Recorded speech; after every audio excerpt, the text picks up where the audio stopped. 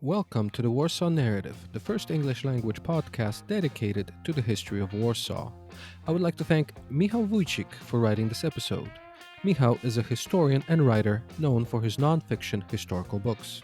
Today, we are looking at the only Rolling Stones concert behind the Iron Curtain. Communist leaders were known for being strict and boring, despite the juicy kisses on the lips they gave as greetings. Poland's Communist Party leader, Władysław Gomułka, was no different, with his endless boring speeches and a government known for repression and fear. Poland under Gomułka felt dull and depressing. That's why what happened on April 13, 1967 can be called a miracle. Two back-to-back Rolling Stones concerts were held in Warsaw, and it was a truly revolutionary event. Who came up with the idea of inviting the world's most famous rock band to Poland remains unknown. Rumor has it that Gomułka's daughter, who enjoyed dancing to rock music, talked him into it, but no one knows for sure. Either way, the Stones landed in Warsaw and stayed at the most elegant hotel at the time, Hotel Europejski. They checked in but couldn't leave, nor could they hold a press conference. The secret police worked around the clock to isolate the musicians from Polish people and prevent any outside contact. Keeping the Stones isolated went according to plan.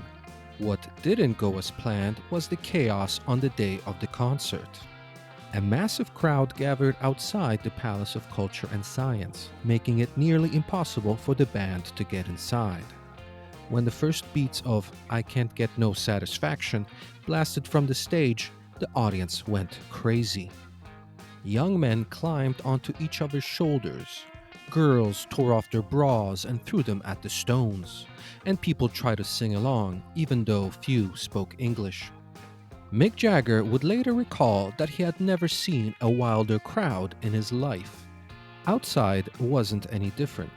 Since the concert hall could only hold a select few, guards were constantly pushing back waves of disappointed fans. Then all of a sudden, the crowd was attacked by the communist police, with people getting beaten and tear gas choking the air. While this happened outside, the Stones were thrilled by the energy inside the concert hall, and after 1989 were happy to return to Poland. There is a legend that what the Stones enjoyed most about Poland was the vodka.